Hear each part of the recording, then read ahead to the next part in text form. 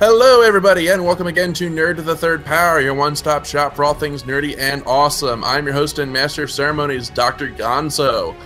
With me, as always, in this epic quest of awesomeness is our resident anime goddess, the Cat. Cat, you seem kind of smoky today. What happened? Did you lose a fight with the Human Torch? No, we actually did not have a fire at work. We only almost had a fire at work. I didn't even see it, I swear. I was just told about this later, but like we have this thing where people can put out their cigarettes, and apparently that was on fire. Like it was like billowing, and I'm like, okay. So when I texted Gonzo before the recording to say I was running late because I was putting out a fire, he's like, I hope not a literal fire. And I was like, no, that was earlier. This one's the figurative fire. But I swear it was not that exciting. Yeah, she walked into the studio. I smelled smoke, and I was like, okay, either she had an office barbecue, or I'm having a stroke. A little column A, a little column B. It would certainly answer some questions. Anyway, it's just the two of us tonight. Brian got himself a new job, and so he is busy preparing for that. And so we're very happy for him. We're gonna find out. We're gonna figure out, what's that gonna mean for his tenure on the show. But he does intend to stick around. And Skyblaze is having some health problems with her gallbladder, so she is resting and high as a kite on painkillers. And so we wish her a speedy recovery. Always sucks to be sick over the holidays, Yeah, I'm still waiting to be fully over my pneumonia. So, my second case of pneumonia. Okay, so this is the one that's only been around since October? Or is this the August one? No, because I started, my last case of pneumonia started in July and went on for months. And then this one started, I think I had bronchitis starting in November, and then it became pneumonia definitely by the end of November. We just need to get you a new set of lungs for Christmas. That's what we need to do. A new set of everything would be swell. Alrighty, so we got a fun show tonight. Our Star Wars holiday show. We're going to be discussing Star Wars The Last Jedi and our thoughts surrounding that. And yeah, it's definitely going to be an interesting discussion. I can definitely say that without giving anything away, this is definitely one of the more interesting Star Wars films to come out in the last ever. So that'll be a fun conversation. So, but yeah, we're of course there's procedure follows. So we're going to begin with the random topic of the week. And in our last episode, the random topic was critics who you take their opinion for being opposite of yours. So if you have a critic says that they don't like something, you know that you're going to love it. And Kat, you weren't actually here for that. Right. So I want to put the question to you. Do you have any critics or reviewers that you know of who, when they say they like something or don't like something, you know that your opinion is going to be the absolute polar opposite of them? I actually don't care very much what critics think. Despite working with a lot of critics and knowing a lot of critics online, I honestly don't care what they think about. I mean, there's like one or two people whose opinion I find valid, because I know that I can trust their opinion, even professional ones. But the person that I know that I will always think the opposite of them is the dude who writes the movie reviews in my local newspaper. They are 100% wrong all of the time. Always. It's like scary. I mean, like, yeah, sure, they'll say that a kid's movie is bad, but they're like thinking of it like an adult and not like a kid would, like a kid's gonna love this stupid movie. And yeah, of course you find it stupid, dude, because you're an adult and it's not meant for you. Get off your high goddamn horse. And then he doesn't like a single Marvel film. Not one of them. They all get like 3 stars out of 5. Even the best Marvel films only get 3 stars out of 5 with this guy. And I'm like, this guy's he just hates fun. Yeah, this whole conversation got started a few weeks ago when The Punisher came out, and Penny Arcade released a comic where they were riffing on, they were saying, oh, have you seen The Punisher yet? It got really tore up at Polygon, and Tycho was like, oh, really? That means we need to check it out, because if Polygon hates it, that means it's awesome. and I laughed at that at first, and then I got to thinking, I'm actually the same way. If Polygon or Vice say they hate something, I know it's probably going to be right up my alley. Yeah. So, and we got a couple of responses here. First one here. This one comes from Mark. And he says, not a professional critic, but actually a close friend of his, who every time his friend recommends a show, he knows that he will hate it because the two of them have just such diametrically opposed tastes in media. And, that actually reminds me of a mutual acquaintance of ours, Kat, who I shall not name, who I know that every time he recommends an anime to me, it's going to be a boob-filled fan service fest, which, is sometimes what I need to see, especially during final season, but, not necessarily what I'm always in the mood for. I think I know who you're talking about. That's funny. Yep. And then second one here comes from Sarah, and she writes that if Angry Joe says he doesn't like a game, she knows that she's going to enjoy it. So okay, all right, that's a big name being dropped there.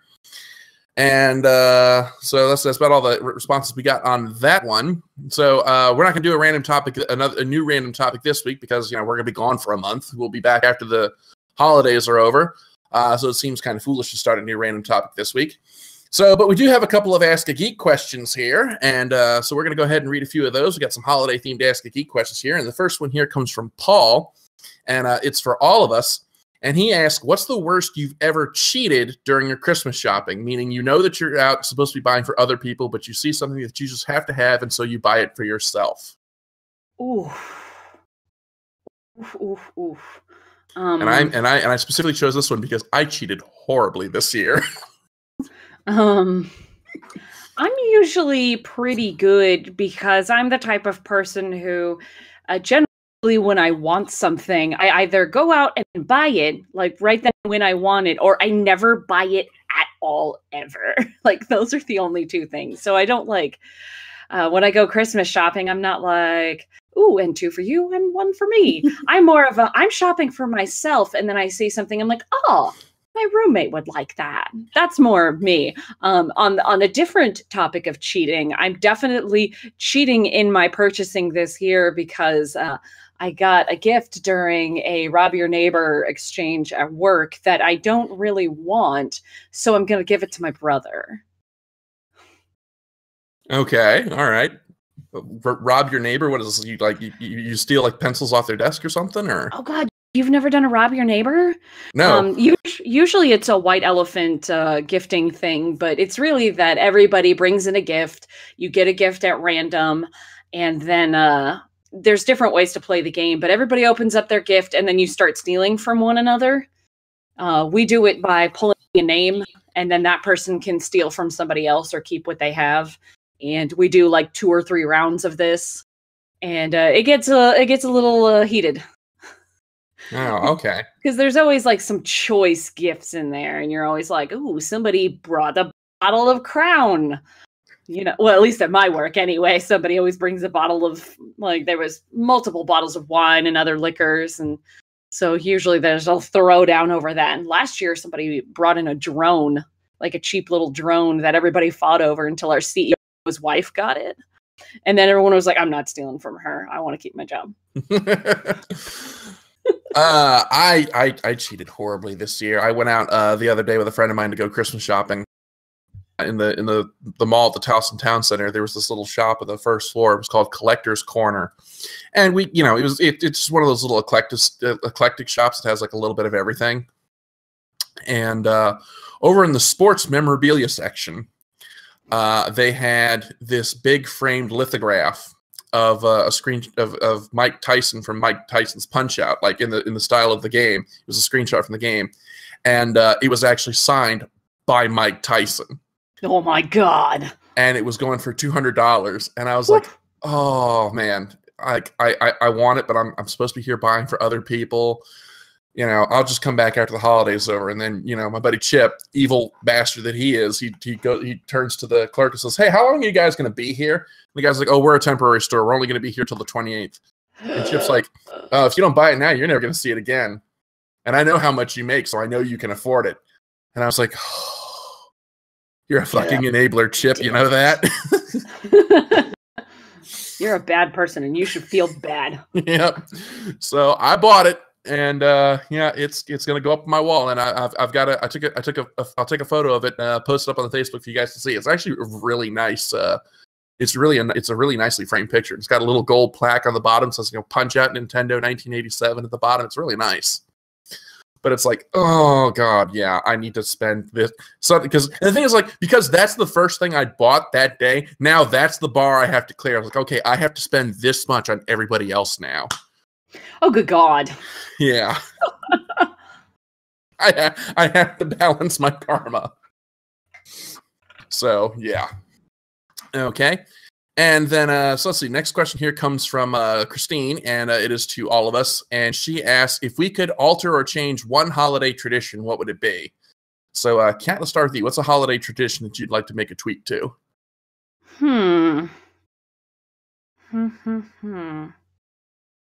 That's a good question because, I don't know, like, my family isn't super religious or anything, so a lot of the holiday traditions escape us, like in general, or to our own holiday traditions, because I don't really have too much of a problem with our own holiday traditions. Well, we'll open it up to anything. Like, okay, like I'll give one. Christmas crackers. You know those little paper things that you pull on them and they kind of explode and they've got like toys and candy and stuff? No. Ask Skyblaze about it. It's an English thing. But I find that they're never loud enough for my taste. You know, you give them a pull and it just gets this little, and I'm just like, no, that's not what a cracker is supposed to sound like. I want Christmas crackers to be louder. I want a Christmas cracker to go off so loud that when you pull on one, Grandpa's in the other room going, "My God, Johnny's been hit." I kind of wish that, at least with my family, that our Christmas Day dinner wasn't like the exact same thing as our Thanksgiving Day dinner. Like it's the same food. Like we don't change it up at all. And I don't know if that's because our family isn't very creative or what, but our family, like our extended family, like my immediate family wants to change it up. But our extended family is always like, no, we want this. And we're like, we just had that a month ago and then ate it for like 2 weeks. Come on. Okay, all right, okay. So you want to change? So if you could change up the menu, what would you change it to? God, if I could just have tacos. If I have tacos every week, but if we could just do like a Christmas taco bar or something, and have Feliz Navidad play. Do it buffet style. Have Feliz Navidad play and repeat in the kitchen. Yeah, my friends all get together on Christmas and do a Chinese buffet. But I'm always Jewish Christmas. Yes, even though none of them are Jews. It's just that none of them have awesome families like mine, and so they're never busy on Christmas. They all come from broken homes or something. I don't know. They just, I guess, don't have good relations with their families, so they don't do anything on Christmas. Or at least they're not busy all day. So they're like, let's get together and go get Chinese food. And I'm always like, I'm spending time with my family. Am I the weird one? Because there's like 20 people. Okay, it's not 20, but like 15 people who are all like, let's go get Chinese. And I'm in this group chat right now of like everybody going, Christmas buffet? Where are we going to go? Our favorite place closed. What are we going to do? And I'm like, I'm going to go get ham and mashed potatoes that's made with like 14 different kinds of fats. So that's where I'm going to be. Damn it, now you're making me hungry. God, I just got off work and I haven't eaten anything. I'm so hungry. Oh, excuse me. Alrighty. Okay, but so yeah, that's those are our Ask a Geek questions for this week, our holiday Ask a Geek questions. We're kind of running a little short on the random topic and Ask a Geek questions, but that's because we are saving all of our time for our main topic of discussion, and that is Star Wars: The Last Jedi. We have been waiting all year for this movie. We've been so hyped for it, and now we're going to find out whether or not it was actually worth the hype. So let's go ahead and just start by giving just our general thoughts on the film. So, Kat, let's start with you. What did you generally think of this movie? First off, we actually waited for 2 years for this film. We had a Star Wars film last year, but for the continuation of our new trifecta of characters, we had to wait 2 years. And I didn't think about this until I was looking at my timeline. I'm like, oh my God, did we really wait that long? We have truly suffered. So of course, Rogue One was but a Band-Aid on the gaping wound that was left behind by right. Force Awakens. We were bleeding out as badly as the characters before they died violently. Anyway, so first off, my story starts before actually seeing the movie because I won tickets at work. We did a United Way campaign, and we did like a raffle, and I put my name in for nothing but movie tickets. They were giving away like 3 pairs of movie tickets for any movie you want to see, 2 pairs of tickets to see Star Wars, and then 1 pair to see it in 3D. And I ended up with 2 pairs of regular movie tickets and a Star Wars movie ticket. So I got like 6 movie tickets in one day. So I was like super hyped. And I did want to see it opening night. I wanted to go to the midnight release, but my tickets were for that Friday. And I was like, well, I'm not paying for these, and I won't have to take off early in the morning. Like, I wouldn't have to take time off work because I'd be so tired. So I was like, okay, this is fine.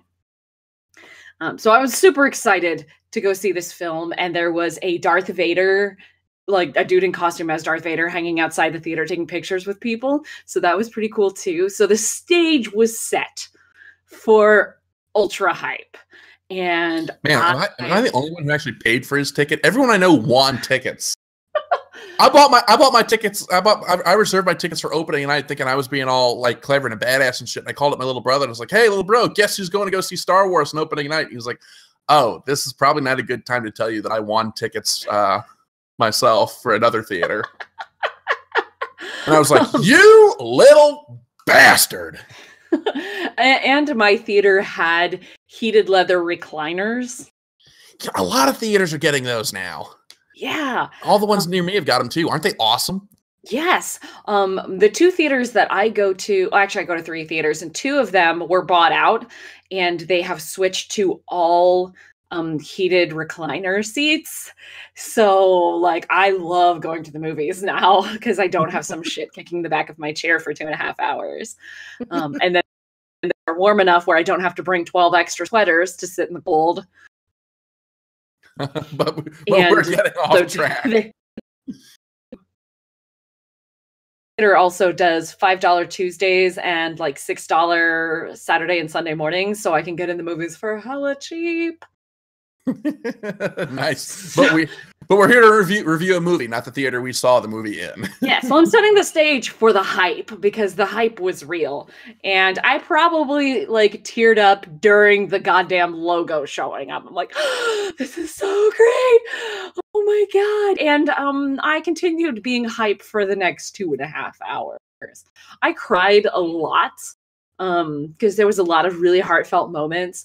And I really, really enjoyed the film. And then as soon as I got home, my roommate and I sat there and we're like, oh my God, there was so many plot holes. There was so much unanswered, so many things that didn't get picked up from The Force Awakens into the new film. And I decided I probably need a second viewing of it to see if I can pick up on more things that I might have missed, but I also really didn't care that much about the plot holes. And part of that is because I had seen Rob Walker post, I never expected a Star Wars film to challenge me. And I was like, oh, it's a challenge. This film's going to be a challenge. And then I watched it. And I'm like, oh yeah. Oh, this is a challenge because this is different. And it did make me look at it differently. Okay. Well, I very much enjoyed the film. Although, like you said, I did notice some major plot holes. They're definitely this is a movie that definitely has its fair share of problems from where I'm sitting. But you know, we'll discuss those down the line. But you know, as you know, I take kind of the philosophical approach viewing on these new Star Wars films. Because as I said in our Force Awakens episode, you know, I will forever be a resident of the old canon, of the Legends universe, you know, where we had characters like Thrawn and Mara Jade. And, you know, while I don't reject this new Star Wars universe, you know, I do acknowledge that, you know, it's not really mine, but other people love it. And you know what? That's fine on its own. So I have to, you know, I take kind of the philosophical approach to these new films. But watching this film, I did come out of this like, you know, even just looking at this film just on its own, there are some problems here. But we'll get into those as we start breaking the film down piece by piece, and we'll start by talking about the plot of this film. And that noise that you're hearing is our newly introduced spoiler alarm telling you that from this point on, we will be discussing significant portions of the movie's story. And if you don't want to be spoiled, you should get out now. So, Kat, why don't you give us a brief rundown of the plot of the Last Jedi? I almost said The Force Awakens. Yeah, no. All right. The Last Jedi, which in my head I keep going The Last Airbender. But I truly believe Rey will save the world. So the plot is there's several plots going on at the same time. So it's not confusing when you watch it, but it's confusing to say out loud. So it picks up with actually I'm not sure where it picks up, I believe, with the space battle. And the resistance or the rebellion? They're the resistance. Right, because they changed the term for whatever reason. And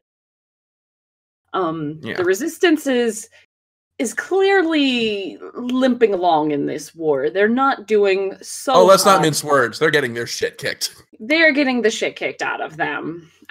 Even though in the last film we saw, this huge weapon of the bad guys got destroyed, doesn't matter. Apparently they just had so many weapons that at their disposal. So yeah, the resistance is not having an easy time of it. The ships are dropping left and right, and Poe, being the flyboy that he is, kind of gets a lot of people killed. And dashing heroics ensue, but it's clear that Poe is a little bit of a loose cannon, and the resistance isn't stable enough to keep going. And I can't remember anything else out of that except there's just these really, really amazing scenes at the beginning with these new bomber ships that we get to see, and we focus in briefly on a particular bomber who ends up dying. And we find out later that her sister is this character that Finn meets named Rose. And on the topic of Finn, he has come out of his coma that he was in. I don't think they ever explain if it was like medically induced or not, but he comes out of his coma and realizes that they're all in a lot of trouble, and he wants to go find Rey, who is of course on Luke's lonely island. On Luke's lonely island. And so Finn tries to sneak off to go find Rey to tell her that they're all in a lot of trouble, and he gets caught trying to escape by Rose, who is one of our new characters for this film. She is a what is she, like the mechanic? I think she was IT? Yeah, just a mechanic. Yeah. She's a lower decks mechanic. Yeah, so Rose catches Finn, and they wind up getting swept up in this scheme of Poe's. He comes with this plan where they're going to try and sneak on board the Imperial. Yeah, this is see, this is how close the two of them are. The First Order battleship that's chasing after them shut down the power so that the Resistance ship can escape, because they've been tracking the Resistance through hyperspace, which apparently has only just recently become possible. And so they go off to this Monte Carlo type planet to find this legendary hacker, but they wind up having to settle for Benicio del Toro. Meanwhile, Rey is on Luke's planet playing a hour-long game of, hey, you get off my lawn, because she keeps saying to Luke, look, we need you to come back and save the Resistance. And Luke is like, no, get off my lawn. Leave me. Nope, not fucking doing it. Not doing it. Nope, not doing it. Nope, definitely not doing it. Definitely not doing it. Not today, not tomorrow, not any day this week. And then while all that's going on, Poe is back on the Resistance ship, and he's trying to convince the new Vice Admiral Holdo, because General Leia gets injured in the opening salvo of the attack and winds up in a coma. So now this new Vice Admiral comes in, and I have some issues with Poe's whole plot line, but we'll get to that in a moment. Meanwhile, there's a mysterious telepathic connection between Rey and Kylo Ren, where they're seeing each other's thoughts and communicating, and it's hinted that there's some kind of special connection between them. And that's pretty much the first act of this film. And which is really freaking complicated. Yeah, like and there's so many planning and scheming, and like the stuff with Luke and Rey is the easiest stuff to digest because it is the least complex. Yeah, there were three major issues that I had with the first act, and the first issue that I had is with the plot line with Poe and the Resistance ship in general. In that it's a style of plot that I really don't like, and I call it the sickly child plot after the plot of Balto, which I just saw last week, which is where I got the term. A sickly child plot is basically centers around a person or object or whatever that is in a state of danger that we're told is deteriorating, and that you have X amount of time to go and get the medicine to solve the problem, or else the child will die. So in this case, the sickly child is the Resistance cruiser, which we're told only has 18 hours of fuel and is being chased by the biggest fucking Star Destroyer I have ever seen. Holy fucking Jesus. It's like someone took the Executor and turned it sideways. It was so pretty. Parking that thing must be a bitch. The medicine in this case is the legendary hacker, and that's what Finn and Rose go off to retrieve, to bring back so that they can cure the disease, which in this case is the fact that, 18 hours of fuel, ship goes boom. The problem that I have with a sickly child plot is, well, there's a couple of problems. The first problem is we're told that this situation is going to deteriorate and get worse, and the child will die or the ship will blow up. But we know that it's not going to happen, otherwise there'd be no story. The other problem that I have with it is that if you try and write a plot line with the people immediately surrounding the sickly child, there's almost nothing that you can do with them because they can't affect the status of the sickly child. So any character plot line that takes place on the Resistance ship cannot, by the nature of the plot line, positively or negatively affect the status of the ship, or else it renders the Finn and Rose plotline meaningless. And this is where I have a problem with the exchanges between Poe and Admiral Holdo, who was played by a very surprising Laura Dern. I didn't even recognize her until the credits started rolling. The central conflict between the two of them is Poe wants to go gung-ho, guns blazing, and go off and fight the Resistance ship, and Admiral Holdo's like, no, we're not doing that. And then that's it. That's the sum total of their interaction, is them just arguing over, are we going to fight or are we just going to run? What's the plan? And, there's a scene where Poe finally just loses it and just starts screaming at her, what is the plan? Tell us you have a plan. And I'm screaming mentally. I'm not actually shouting in a crowded theater. I'm going, of course she doesn't have a plan. The plot won't let her. She can't have a plan, or else this isn't a sickly child plot. And I really felt like that whole thread between Poe and Admiral Holdo could have been excised, because it really just felt like filler to me. Because like I said, because we're in a sickly child plot, there's nothing that either of them can do to affect the situation, because then it renders the Finn and Rose storyline completely meaningless. Which is what winds up happening when the second act kicks in, but we'll get to that when we get to it. Right. I agree with everything. The drama between Poe and Holdo was drama for drama's sake, like a drama to keep the plot going rather than anything based in logic. There was no logic behind the decisions made by either of these characters, and it's a infuriating thing because it's so prevalent in all of the TV that I watch, where if one character would just communicate with another character, literally all of the problems would be solved. And like I said, exactly. And like I said, they make that whole drama completely meaningless in the third act anyway. So it's like, it's a case of the material that Laura Dern's got to work with. She loses either way. If she doesn't tell us that she's got a plan that gets revealed in the third act, then we just assume that she's there just to be someone for Poe to butt heads with. But if she does tell us that she's got a plan, well then, like I said, we're no longer in a sickly child plot, and Finn and Rose's story arc is completely meaningless. Well, see, this is also, I kind of liked the idea of politics and Laura Dern as a villain. I liked the idea that they teased us with, that maybe there was infighting amongst the higher ups in the resistance, and that there was going to be like real drama, not manufactured drama.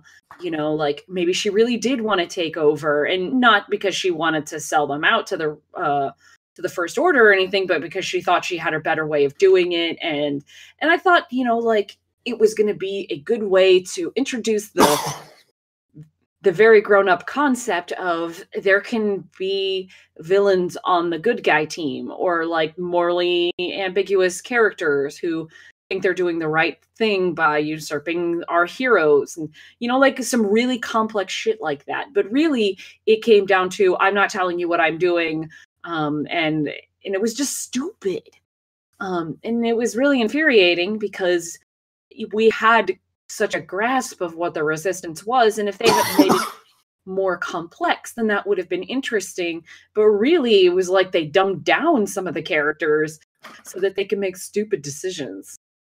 And this is less about the film itself, but more the audience reaction. But I'm seeing a lot of people pulling up Holdo as like an awesome character, and I'm like, no, she isn't. She has no character. The plot doesn't let her have a character beyond I'm here for Poe to get angry at.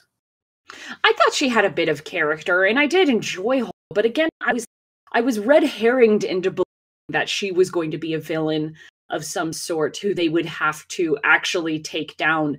And I think there was quite a few red herrings in this, which I like. I like the concept of building up towards something and then, haha, just joking. But the movie shouldn't be mostly that. And a lot of the movie was red herrings. Yeah.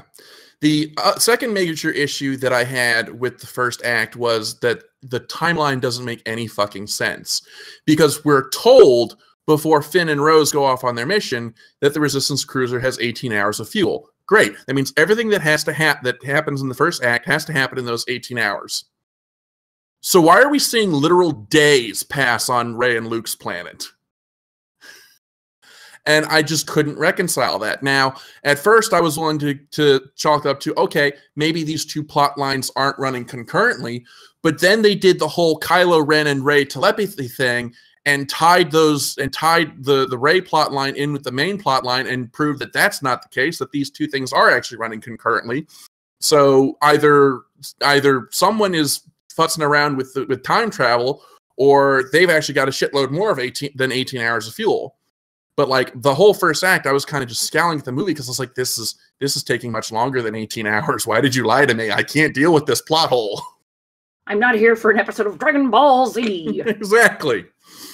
But it's like they tell us that we only have 18 hours, but we see like, I think it's what, like 3-4 days pass on Luke's planet while Rey's there? It's so hard to tell because of the way it's montaged and jumps around. I could not tell you how many days there, but it certainly felt like days. It looked like days. The amount of training and information processing that happened had to have been days. But outside of that, I will say that for the first act, the Luke and Rey plot line was the highlight of the first act, and I would have been happy if the whole first act had just been that. I will say, I do remember reading that Mark Hamill wasn't exactly happy with how Luke was handled in this film, but you can definitely tell that he still gave it his all, even with those reservations. Although I can kind of see why he'd be, a little kind of giving it the side eye. Yeah, no, grumpy old man Luke was hysterical.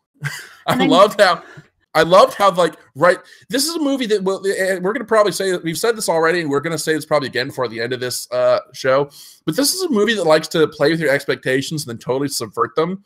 So the Rey and Luke plotline picks up immediately where The Force Awakens left off, with Rey handing Luke Anakin's lightsaber, and he picks it up, and his hands are shaking as he's holding it, and he looks at it, and then he just tosses it over his shoulder and walks away like, fuck this, I'm out. Peace, bitches.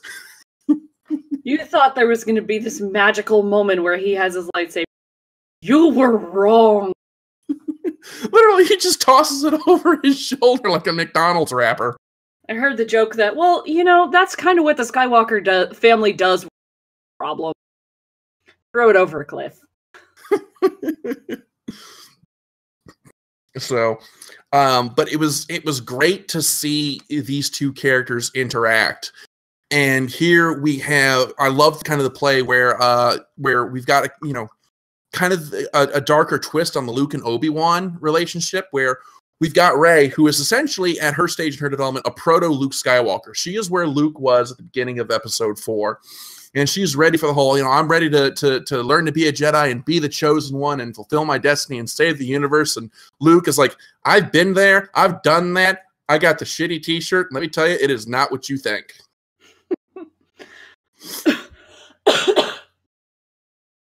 Luke just has such an interesting character because he's clearly well adapted to the hermit life, probably balancing out the hermit life of Yoda and Obi-Wan, like in being kind of weird and then really secluded. And it's fun to see his daily life on his misery island where he hides from his problems because he is not a grown-up. But it was such an interesting route for them to take, to have a jaded version of Luke, because Luke was always so hopeful. He was always, the twinkle in his eye, looking off in the distance and seeing, nothing but open horizons. Like literally that is the image of Luke. And to have a Luke that is just so done with everything. He doesn't want to deal with people. He feels so betrayed, and his feelings get more complex the further you go in. And he clearly sees a spark of something in Rey, but he just doesn't want to go there because he's been burned before. And that was the one thing that I didn't really like about his character. Like I could see like if he was fighting for the Order because he was trying to keep himself safe or something. He was like the Resistance's ace in the hole. But the revelation that he had tried to kill Kylo Ren because he quote unquote seen the darkness in his heart felt very, I guess, out of character for Luke, because you'll recall that the whole crux of the story of Return of the Jedi was, Luke saying, okay, there's always a chance for redemption, and everybody that, there's no such thing as falling totally to the dark side. He was like, Darth Vader, there's good in him. I can turn him back. There's a chance in everybody to make their own decisions to whether to stay with the dark or come back to the light. And for him to kind of just see a glimpse of one of Kylo Ren's possible futures and just jump to, okay, no, he's a bastard, he needs to die, just felt very at odds with that. But I don't know, maybe that's just the old trilogy fan in me talking. Right. It doesn't, I think, fit with what we know about Luke from the original trilogy. But we do learn that it was just a brief moment in time. He only briefly thought, okay, this kid, I might have to kill this kid. And how hard of a decision that must have been for him. I mean, that would have been a very difficult thing to deal with. It was really interesting once you get into the arc, whichever arc is that you get Kylo Ren's version of it, and then you get Luke's version of it. Yeah, and they are very different stories. Yeah, it's probably just a case of the only time we hear the stories is we're getting unreliable narrators. What probably happened was just a mix of the two, where Luke had sort of a brief wobble, but it was just a very poorly timed one. Because if you look at it, it's pretty clear that what happened was that while he was kind of being a Charlie Brown wishy-washy about it, was when Kylo Ren woke up, saw the lightsaber, put 2 and 2 together, and came up with 5. So, yeah. But going back to the plotting of the film, I will say the interactions between Luke and Rey were amazingly well written, and Luke is bringing his grade A snark in this movie. Where are you from? Nowhere. Come on, nobody's from nowhere. I'm from Jakku. Okay, yeah, that's basically nowhere. And Mark Hamill's performance in this movie was just like he knocked it out of the park. He just brought just this sense of gravitas and ancient wisdom to the character of Luke Skywalker, and I can only describe it as like coming home from college and getting in and climbing into your parents' old car that you know inside and out, and it's all so familiar to you, but you can see that, like, you know, the upholstery is worn and the key doesn't turn as smoothly as it used to, and the engine kind of coughs and sputters a bit before it starts up. Does that make any sense? Yeah, it's definitely it's very familiar while still being very new to us. Yeah. So, and then we got the third plot line with Finn and Rey, Kylo, which, wow. To me, this was a interesting move to make. It's clearly something that they must have put a lot of consideration into with the Finn Rose plot line and the where the setting of it. We can't get over as fans this setting because it is too familiar and not alien enough. It didn't matter how many aliens, you were still in a goddamn casino. And it looked like it was part of a James Bond film. The aesthetic of it was, to me, it was very James Bondy because it was heavy with the black and white and gold. Oh yeah. And the look of it and the concepts that they were bringing there were very earthy concepts. These were stuff you could put into any normal, you could put it into a James Bond film or some sort of normal American film, and you would be perfectly right in thinking, okay, this is normal.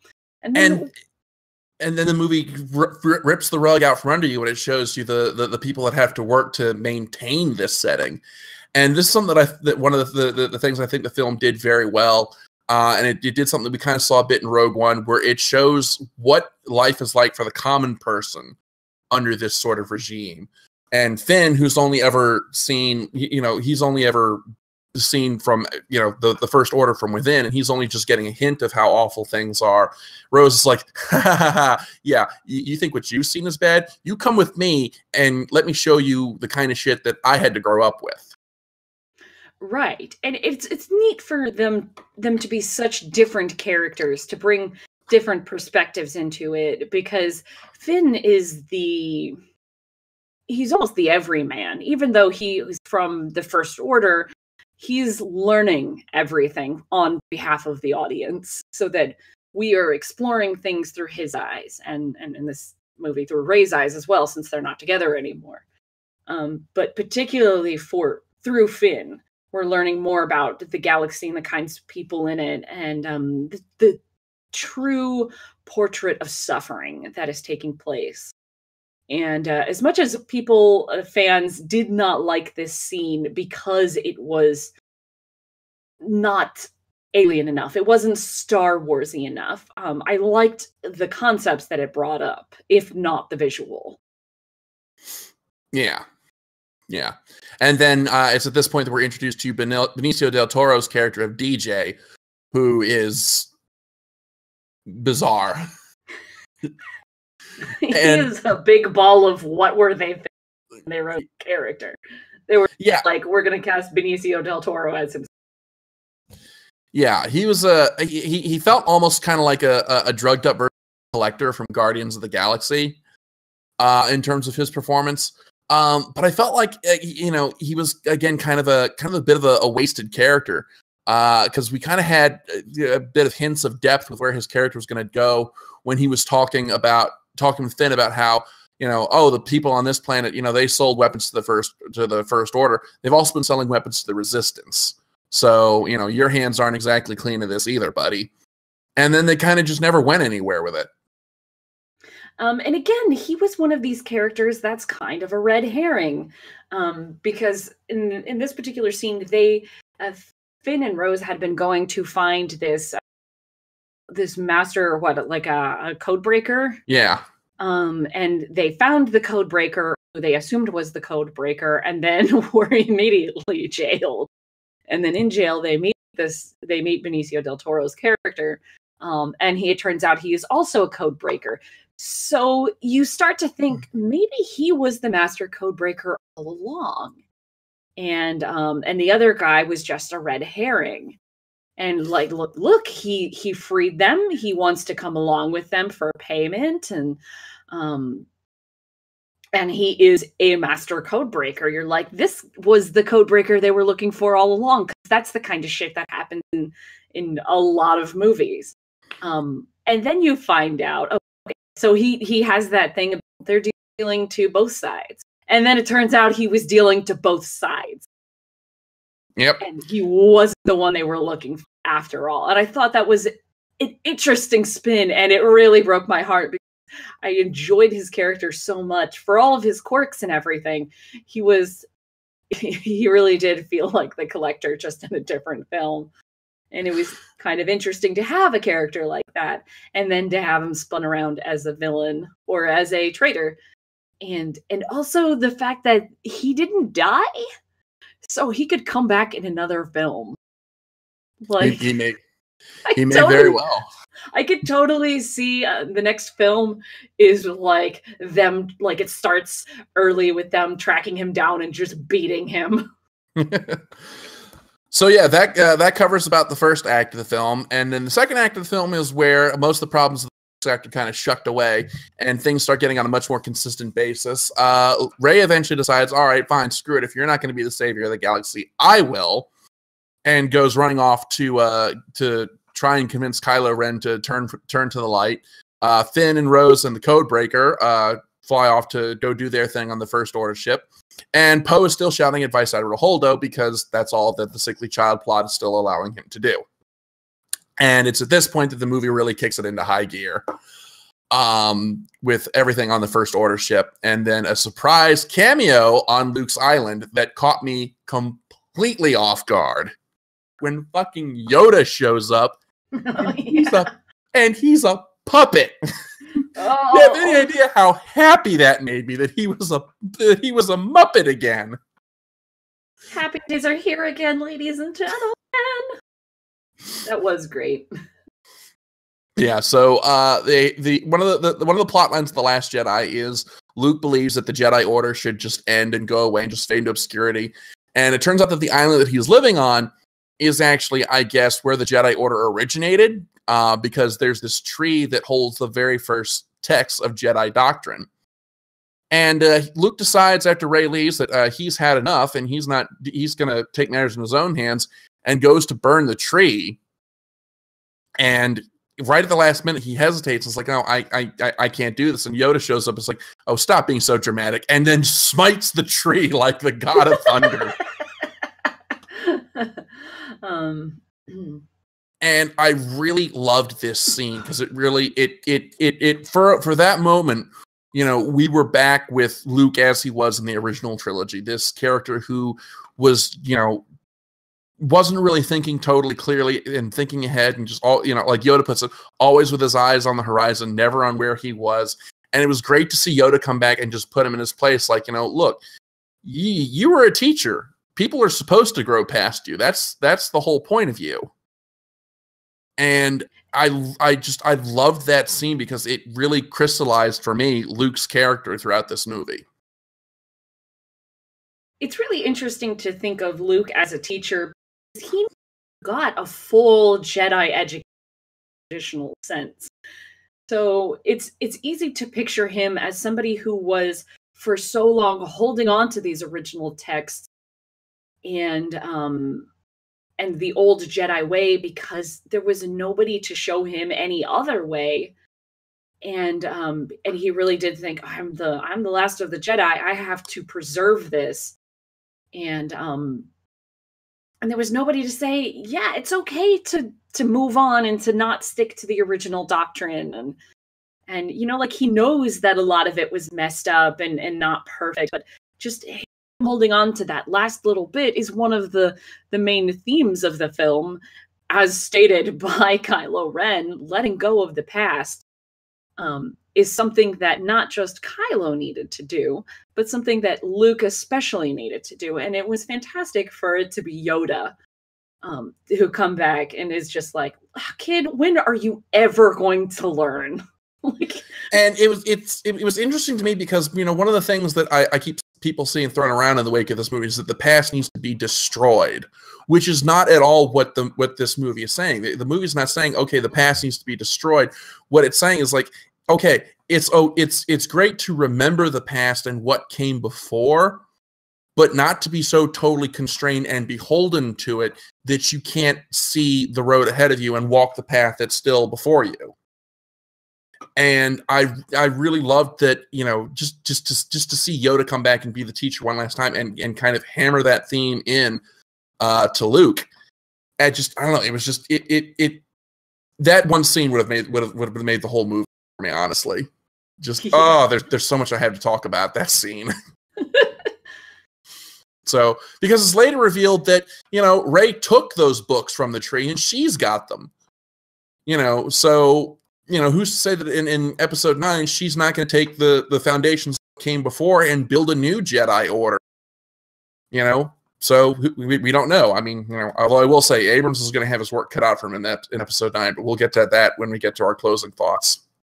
But anyway, but the major action takes place all on Snoke's personal battleship, and this is where the movie really kicks into high gear, especially in the confrontation between Rey, Ren, and Snoke, which did not go as I thought it was going to go, but was awesome nonetheless.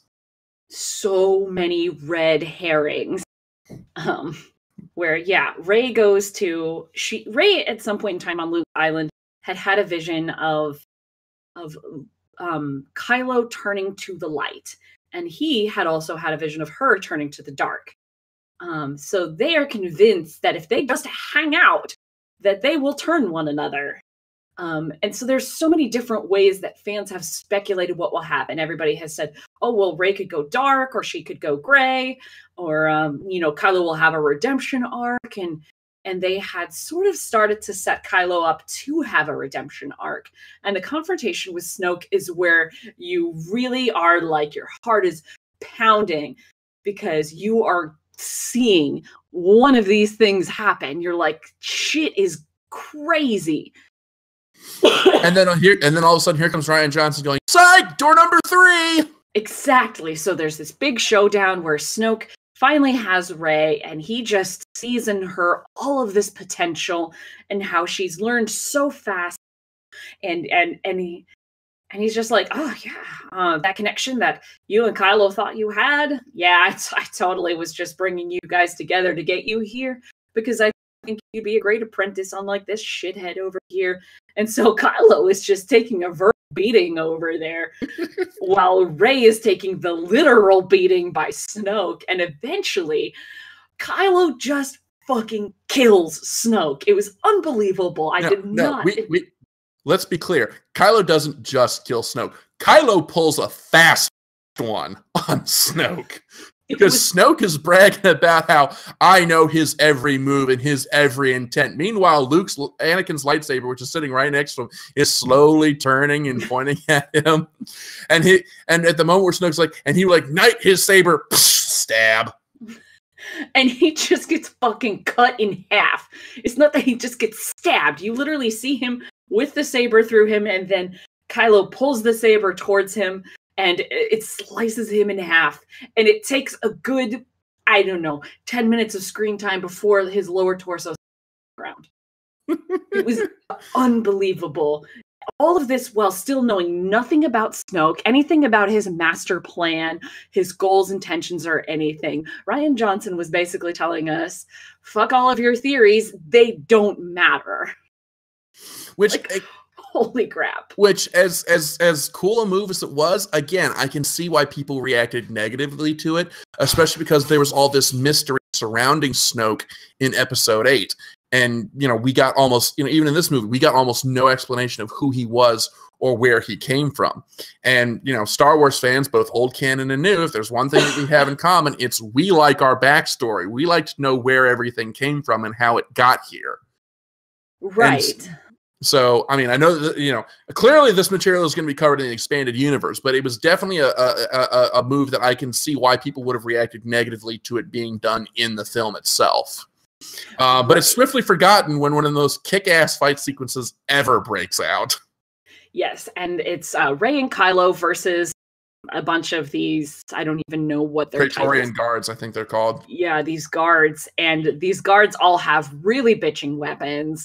And it's Kylo and Rey fighting against a common enemy, so they're helping each other out, and they're fighting in sync, and you start to feel this bond between them, and you're like, yes, this is it. Kylo could turn to the light, because look at them, they're getting along and he's doing the right thing. And then you watch Rey fighting and how fucking violent she is and the expressions on her face, and you're like, yeah, this girl could go dark, no problem.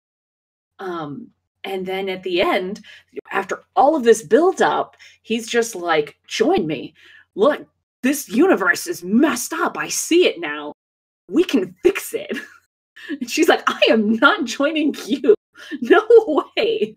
Because she sees that he still has all of this darkness in him.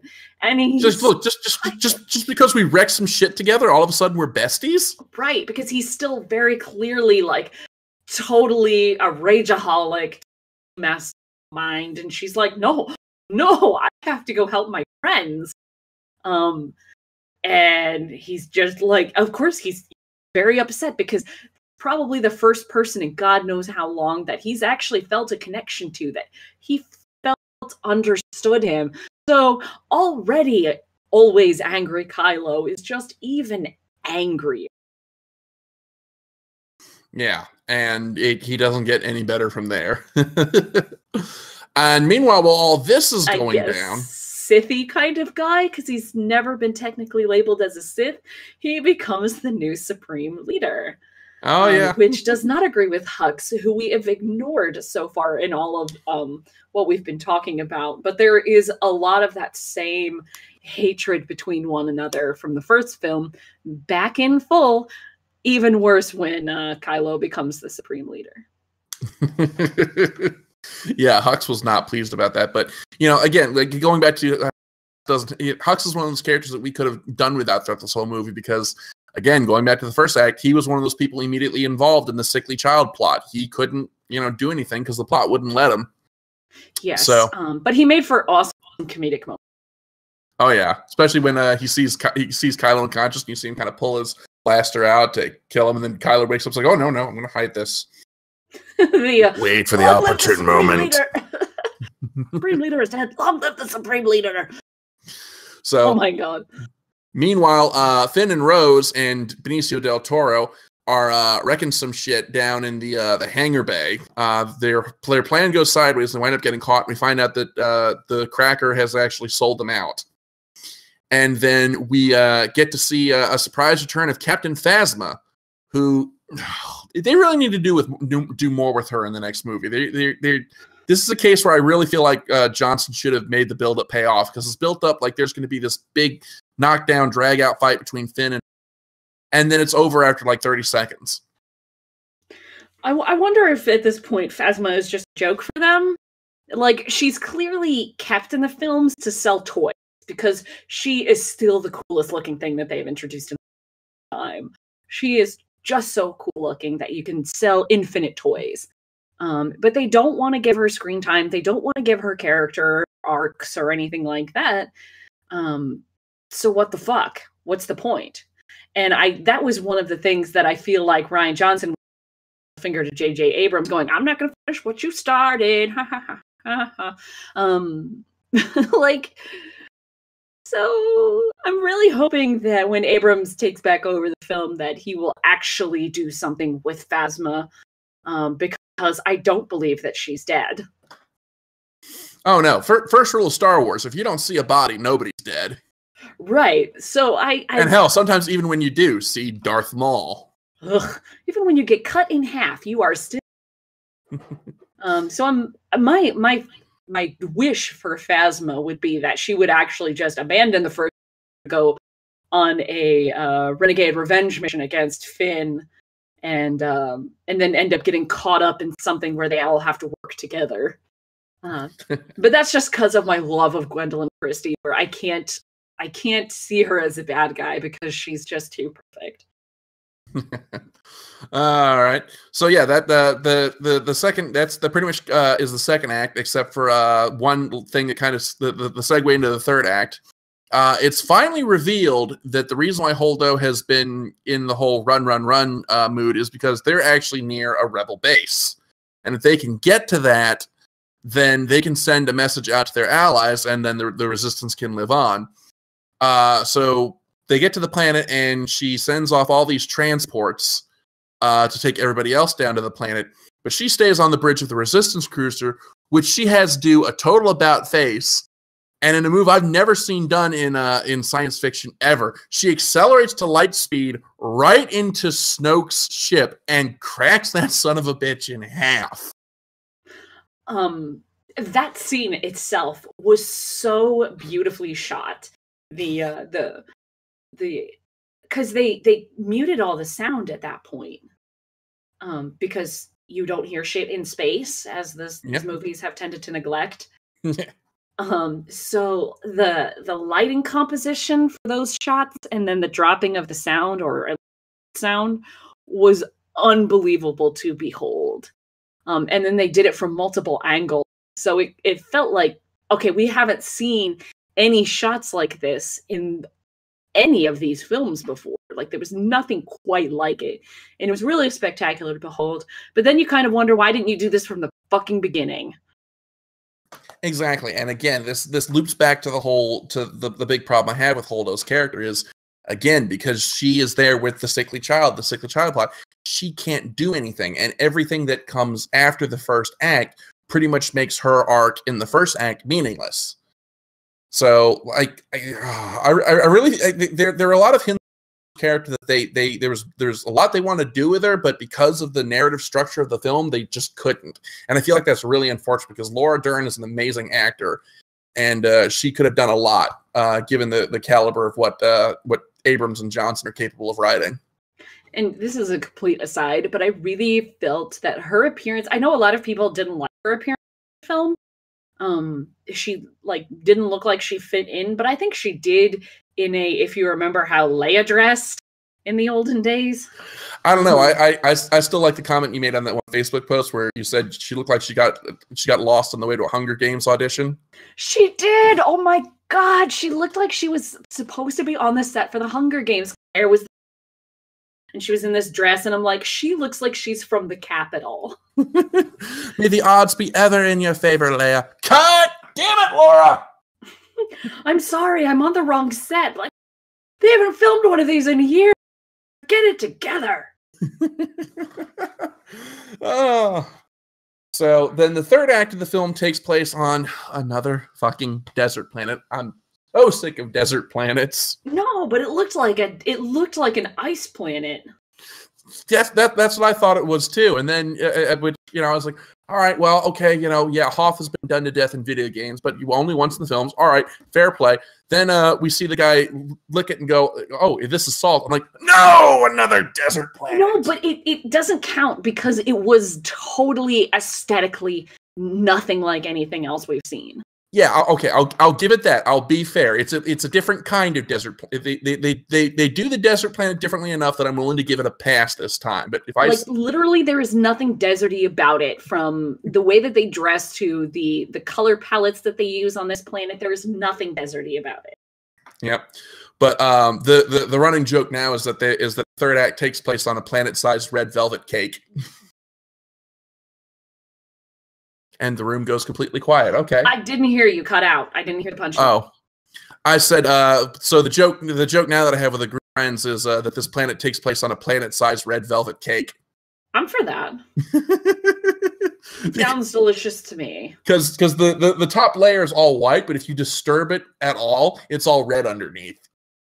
And clearly, this was a planet designed not for form or function, but for the aesthetic of how cool it looks when you have that layer of white on top, and then you disturb it in any way, shape, or form.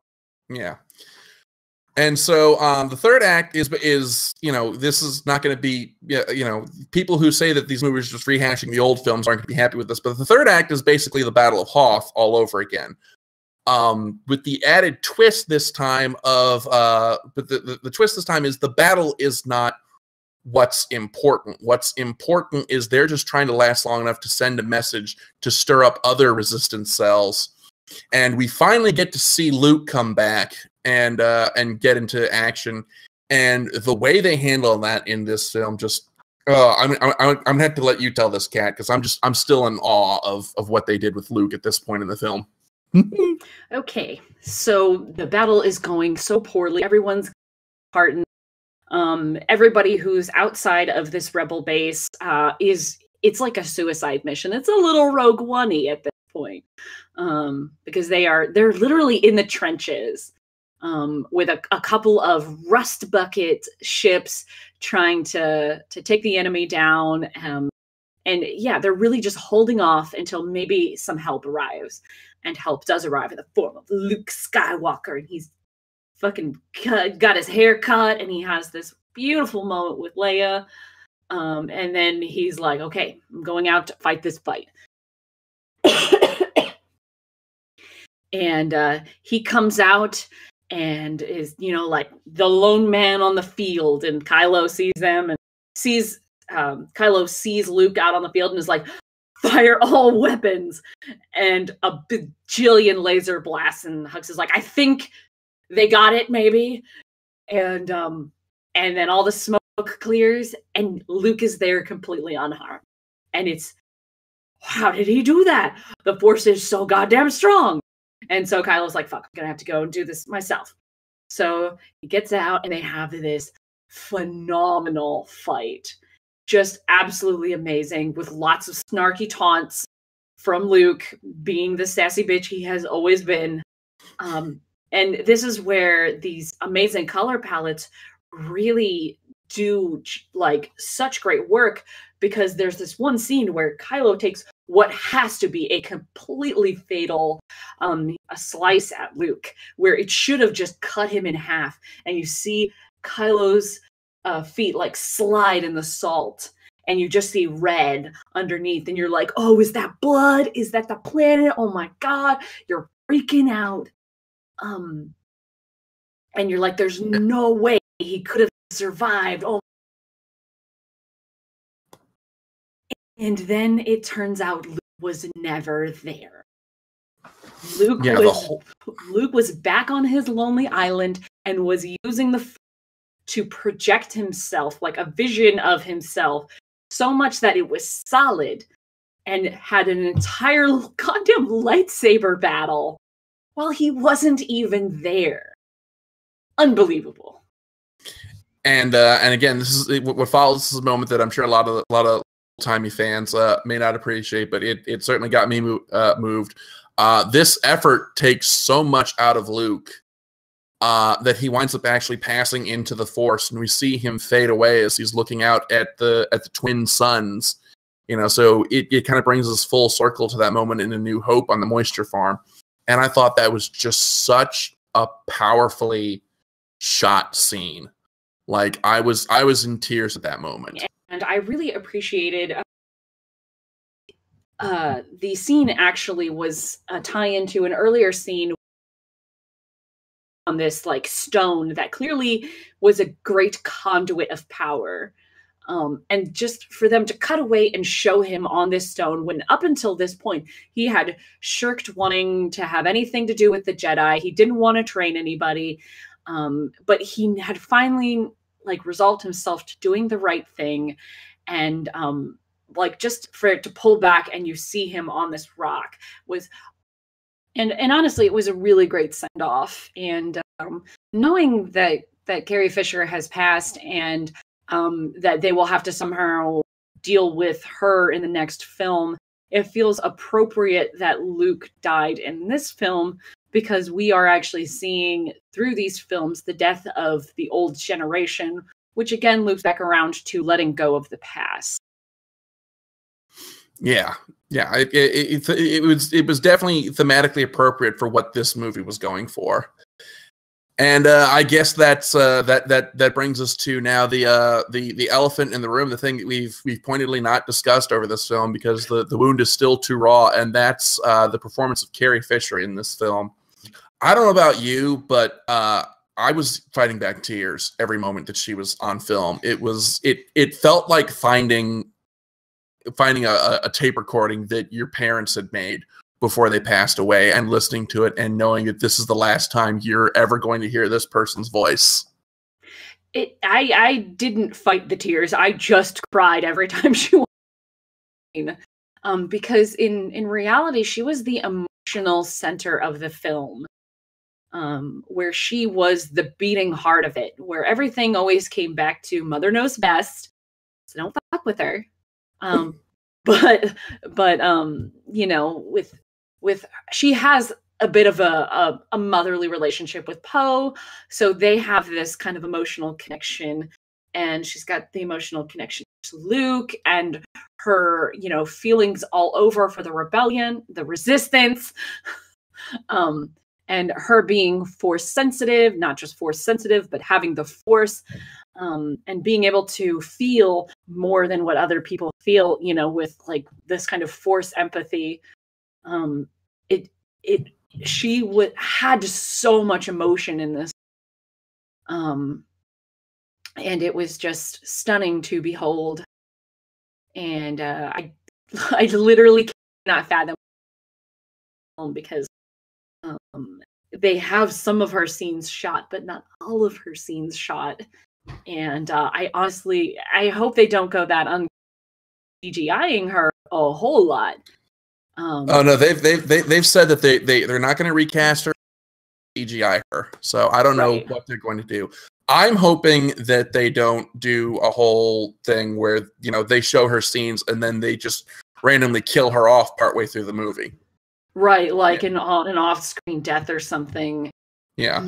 Like, you know, maybe, like, you know, again, I mean, it's not much better, but considering the circumstances, there's kind of no other way to do it. I would say have her pass away between film 2 and film 3. You know, right. Don't show us to her in episode 9 only to just randomly kill her off when you run out of footage. Yeah, I don't know what they're going to do. Immediately. And I don't know that we've heard anything. I feel it would be, she wouldn't like it if she didn't use it. But I don't know how they can throw some consistency in there. I also feel like if they had killed her off in this film, it probably would have been easier because they almost did. And that's a scene that a lot of people didn't like because they thought it looked goofy. But I thought it was a very beautiful scene. The Superman in space scene? Yes. See, I thought that made total sense because I was like, okay, she's the daughter of Anakin Skywalker. She's force sensitive. It makes sense that she'd have gotten some training from Luke. So no, it made total sense for me that she'd use the force to pull herself back to the ship. Right. Oh, but we've never seen anybody pull. Well, I mean, it's basic physics. I mean, you know, if you're exerting a pulling force on something that's heavier than you are, you're going to pull yourself toward it, not the other way around. Right. But when I watched it, my heart sunk because I thought they were going to kill her in the film, to deal with her passing away. But then I thought it was much too early. And the fact that they killed her in this film, you know, they have to kill her in the next film or between films. But it might not have the emotional impact because they red herringed you in this one. Yeah. So, all right. Well, let's see. What time is it now? Oh God, I don't even know how long we've been recording. We're definitely okay. We can run long on this one. Yeah, we're definitely running long on this one. We've already exceeded our regular hour. All right. So we've talked about the plot of this film. So let's and I guess since we talked about Carrie Fisher, let's move on to the cast of this film. And like I said, I've already said most everything I have to say about Mark Hamill as Luke Skywalker, who he brought such a gravitas to this role, and it was really a blast to see him again. It was. It felt like a good continuation of his character, even what everybody thought it was going to be. He needs so many more roles. He's so talented. Yeah, well, DC has him busy voicing the Joker in absolutely everything ever. and then throwing him in their TV. Okay, so Daisy Ridley and John Boyega are still up to their snuff that they brought forth in the last film. I really want to talk for a moment about Kelly Marie Tran as Rose Tico, the ground level mechanic who were introduced as part of one of the new characters in this film. And I thought it was really cool to see sort of we kind of got it in Rogue One, but we never really got it in a main story film. The view of the war from the position of someone who's actually down on the ground, boots on the ground, trench level, working man. And I thought that, sort of the outlook that Rose brought to the conflict was a refreshing one, because, so much of the attitude of this film, particularly from Poe, is like, okay, we have to fight the First Order. We have to, blow up the ships and go gung ho. And Rose is like, okay, yeah, that's important, but we also have to take the time to save the things that are important to us, in addition to, fighting against the enemy. I think, at one point in chat where it says, what's important isn't fighting what we hate, it's saving what we love. And I thought that was just a beautiful line. And I thought it was great that it was given to someone who's been boots on the ground throughout this whole conflict, versus, say, Rey or Finn or Poe, who are kind of higher up in the hierarchy and can kind of separate themselves from the little tragedies of war.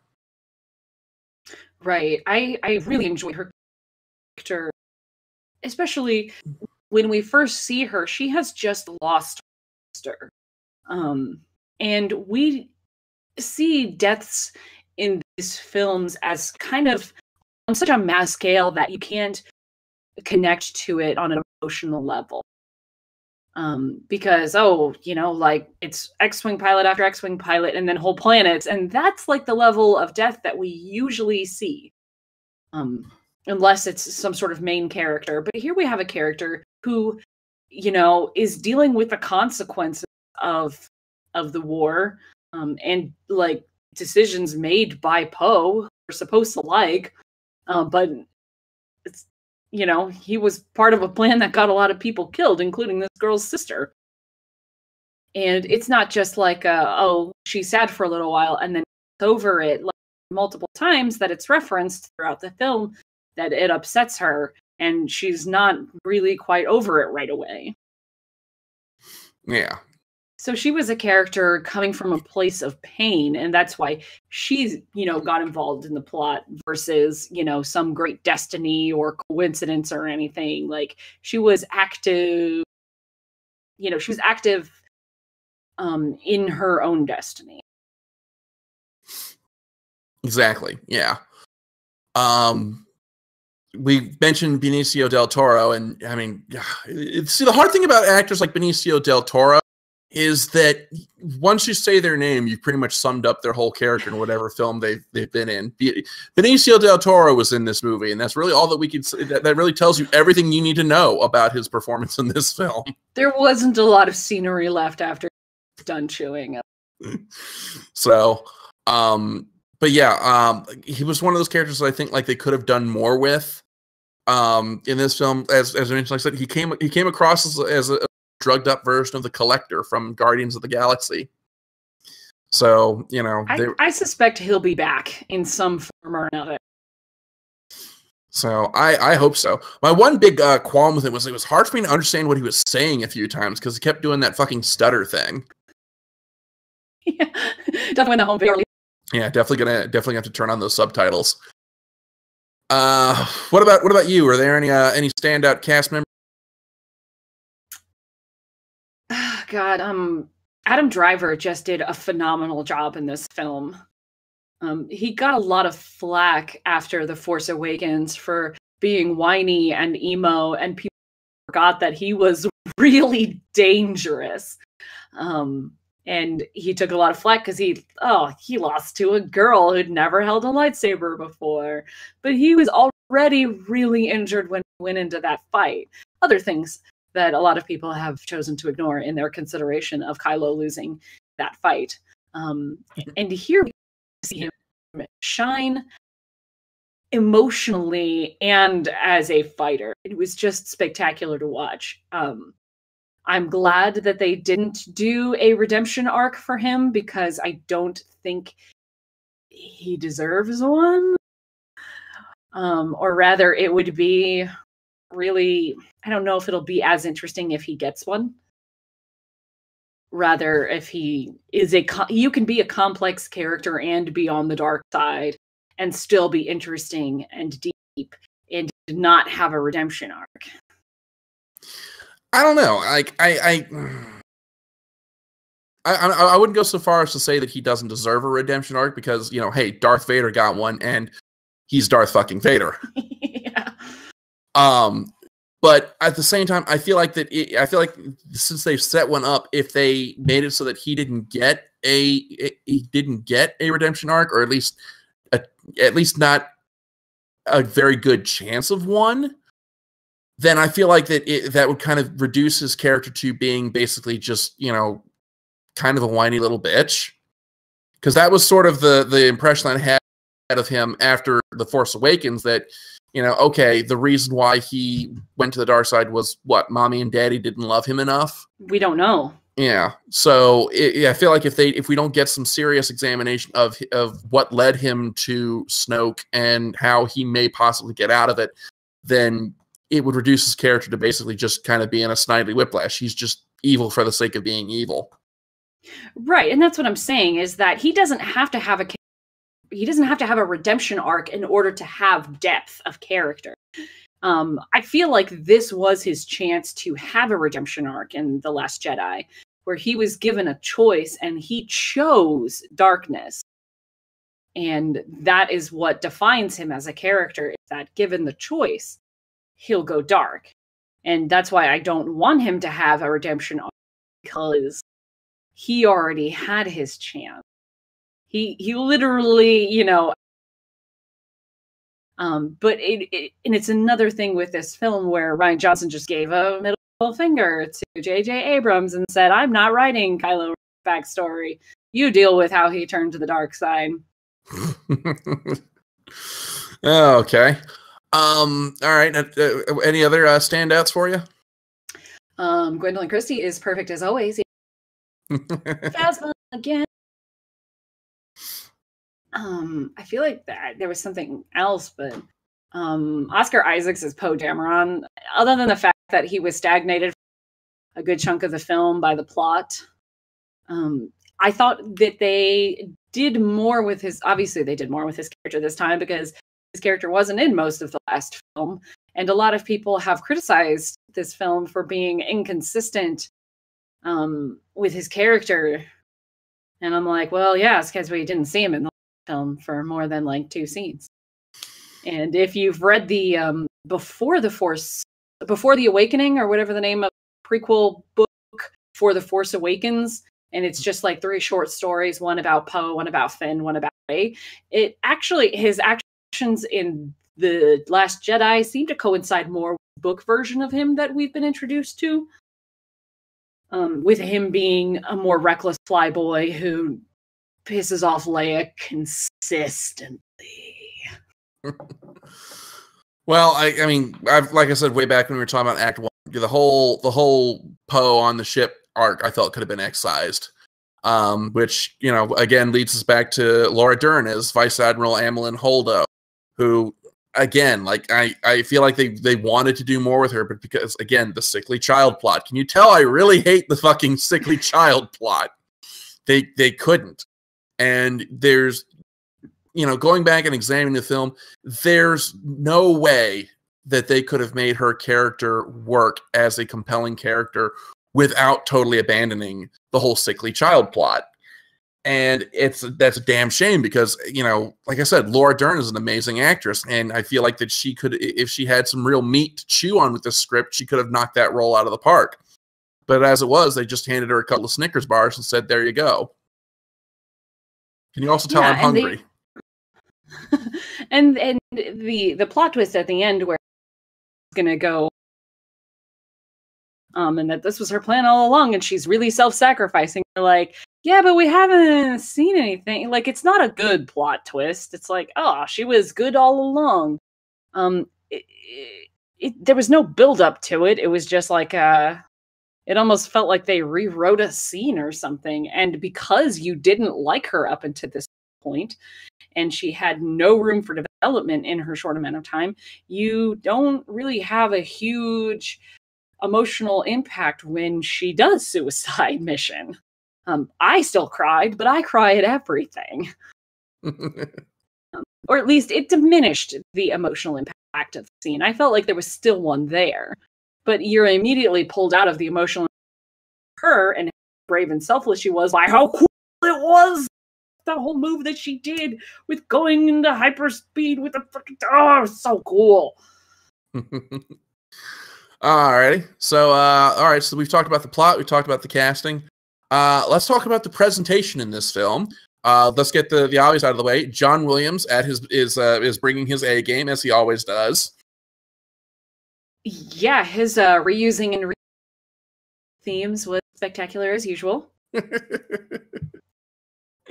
Well, I mean, when you consider the source material, I mean.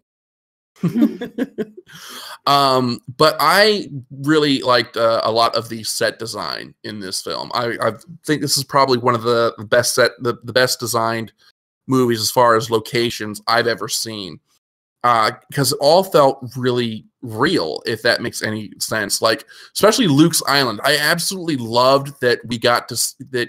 You know, yeah, it's a stat. We know going into it that it's a really tiny island, and we never really lose sight of that. But we also get a real sense that, you know, there's still a lot kind of going on here, especially with the porgs. Oh my god, those little bird things.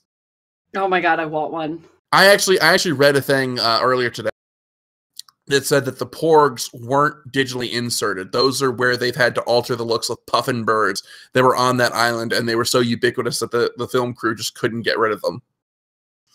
I read that too. Like, it would have cost more money for them to digitally edit out all of them than for them to modify them and then maybe build a couple of animatronic porgs. So, like, they weren't just there to sell toys, and that's amazing because our faith in Disney is very low in terms of merchandising. So now I have to wonder, was that one blink and you'll miss it scene of a porg nest inside the Falcon, was that added in digitally, or did Puffins actually get into the Falcon set and build a little nest? They were probably like, well, we're in this deep, might as well just keep it going. There is one thing that I didn't really care for in as far as the presentation of the film, and I probably should have brought it up when we were discussing the plotting, but we never really got to it. I felt like that this movie had a little too much silliness. Oh, no, I loved it.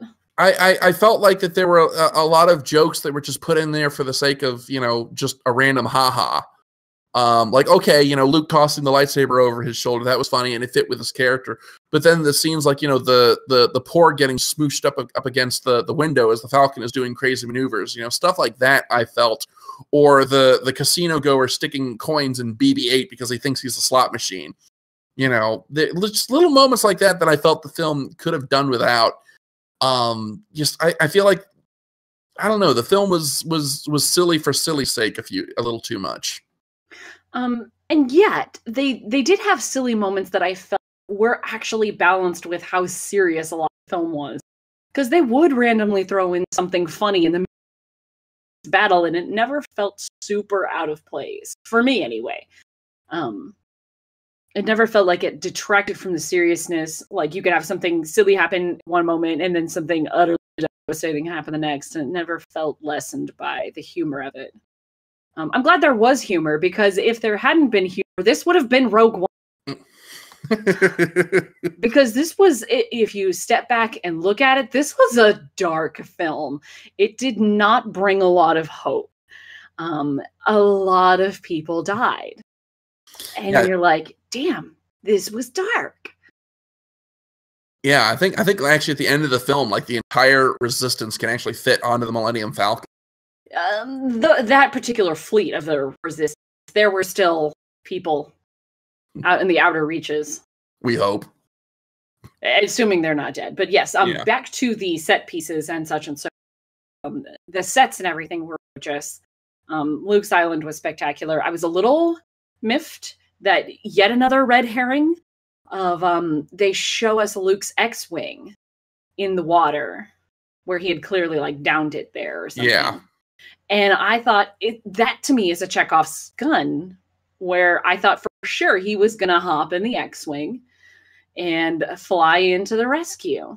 Yeah, I was really hoping to see Luke, hop in the X-wing and fly back, because like the X-wing's like my favorite starfighter ever, and then to see it like kind of submerged in the water and all like decrepit and derelict, that made me sad.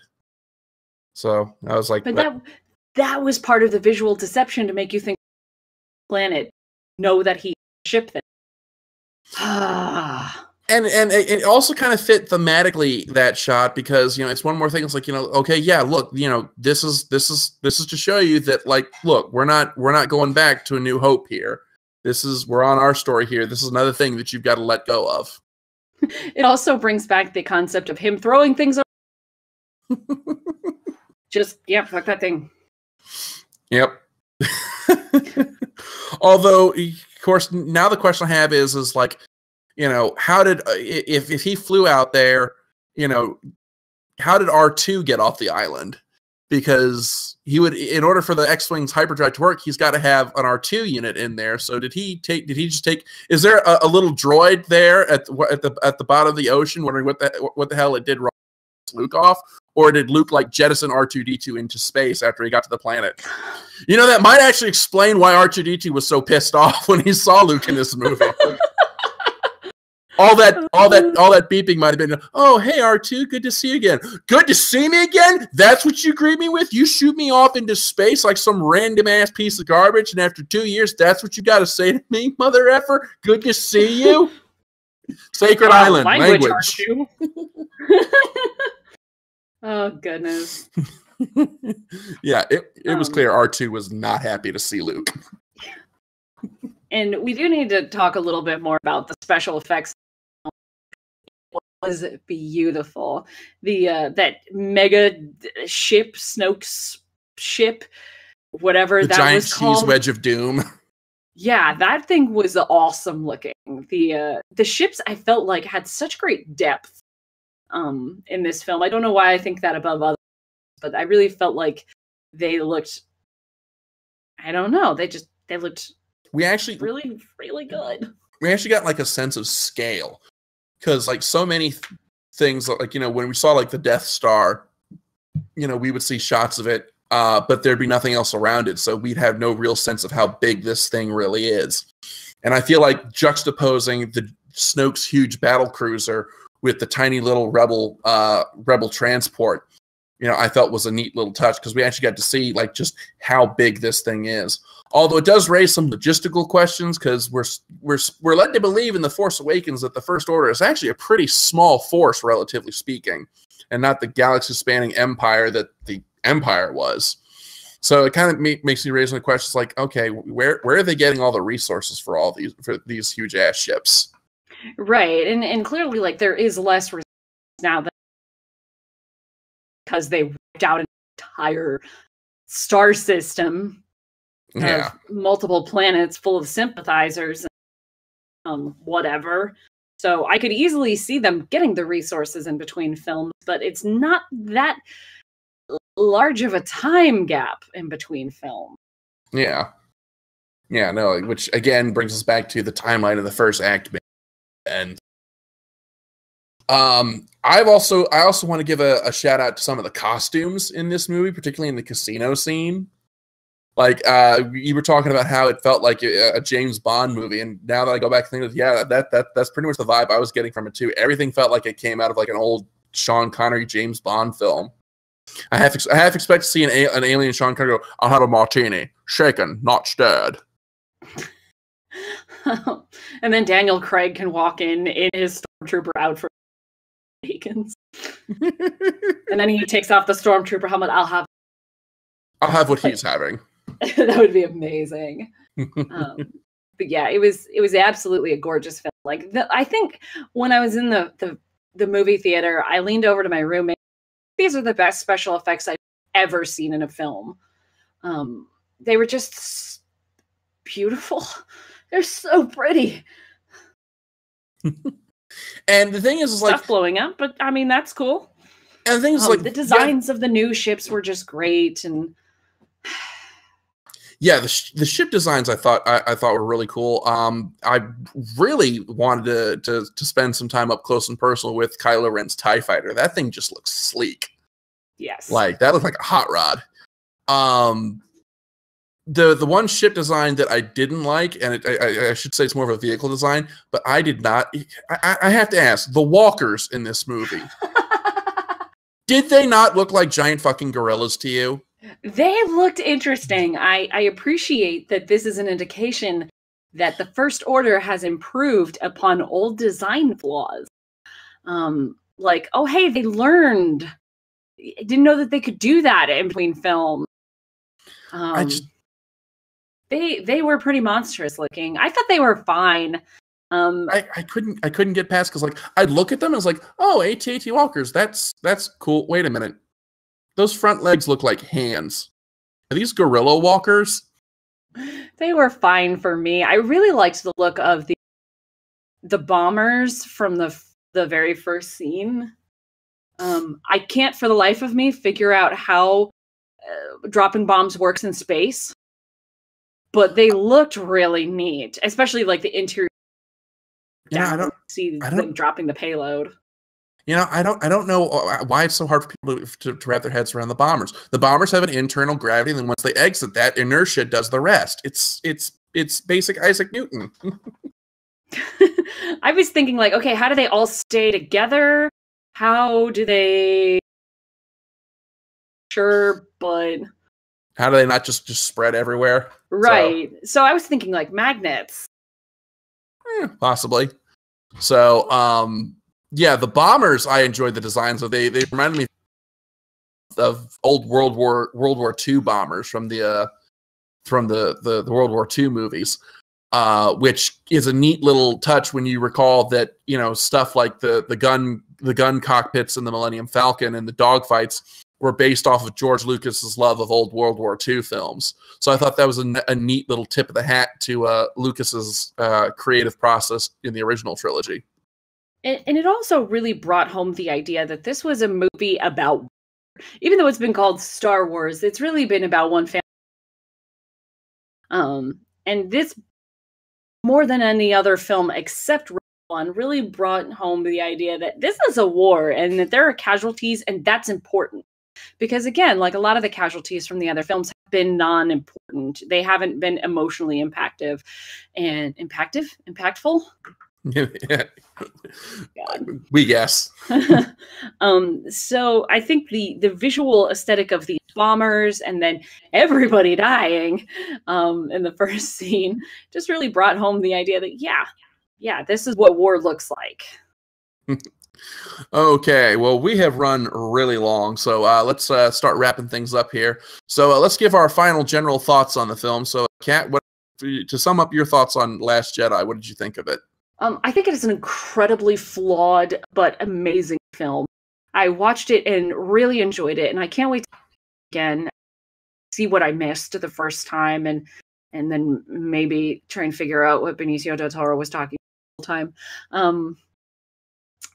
Try tell the theater you're deaf and see if they'll give you like a text-to-speech thing to the subtitle thing to watch with the film. No kidding. I thought it was absolutely stunning to look at. I loved most of the characters and the character interactions and the bonds that were formed. I have some thoughts about the shipping but that's just not important. It was just a great film, but I fully understand why a lot of people didn't like it. If they didn't like it for the plot hole reason, not because it's not enough like the original trilogy. Because I don't care if you think it's like the original trilogy or not, and it is really very Empire. But I think it took a lot of very bold moves. It did a lot of stuff that the franchise has never seen before, and I applaud them for that. Okay. Well, like I said, I really enjoyed. Like I said, I had a number of very big problems with it, particularly I'll just come out and say it. Aside from the whole Luke and Rey thing, I did not like the first act of this movie. But once it got into the second act and everybody was back in one place again, it was off to the races. It was just it's a great movie. It's definitely one that is going to challenge your understanding of what Star Wars should be. So it's definitely one where before you sit and see it, you've got to check your preconceived notions at the door. Because if you have a set idea of what Star Wars should be, this movie is going to turn it on its head. And, I can see why some people may not like that. It's certainly, it certainly didn't win any major points for me, as a resident of the old canon. But like I said, I take a philosophical approach to these new films. So, but it's definitely taking on its own merits. It's definitely a great film and, well worth seeing. But how much worth seeing is what will be determined next as we give our final ratings on the film. So as always, our rating system goes from best to worst. See it now, wait for matinee, wait for rental, wait for cable, and don't even bother. And Brian's rating, fuck this movie. So Kat, what's your final rating on Star Wars The Last Jedi? I pretty much refuse to believe that anybody who's listening to the show hasn't already seen it now. But I would say see it now. Absolutely. If you haven't now, see it now. If you're a casual Star Wars fan, see it now. If you've seen like one Star Wars movie before and you're like, see it now, it's just good. But if you are worried that all the controversy behind everything about it is too much, then go see a matinee. Maybe we should come back to this movie a year from everything, do a re-examination. Yeah. Because there's a thing that's kind of, in the back of my head, because we're old enough to remember when the prequels were just coming out and how, when the Phantom Menace came out, everybody loved it. And then a year later, everybody hated it. Yeah. And actually, we're old enough to have gone to see when George Lucas remastered the original trilogy. And then it released in theater with all of the added CG and stuff. Because I definitely saw those in theater, too. Yeah. Oh, God. Now I feel really old, but yeah, I don't know. Maybe we'll come back to The Last Jedi if it holds up to scrutiny once the initial adrenaline rush dies down. Right. Once everybody shuts up about it for 5 minutes. Yeah, but anyway, my final rating on the film, like I said, it's definitely got a lot of flaws, and time will tell whether the public at large can look past those flaws. But for me, I'm going to say see it now. It's definitely a film that's worth seeing. But again, you've got to check those preconceived notions at the door. You've got to come to this movie like a blank slate. So yeah. And anyway, that is about all the time that we have for Nerd to the Third Power this week, and that is our last show of 2017. We will be resuming our holiday break, and we'll be back sometime in late January, early February, to bring you more nerdy goodness. Thank you as always for tuning in. We hope you guys have a happy holiday and a happy new year. Enjoy your Christmas, enjoy your holidays, open your presents, kiss your family, just have a good holiday. We'll see you guys in about a month. As always, I'm Dr. Gonzo. I'm the Cat. We'll see you in 2018. Taka, play us out.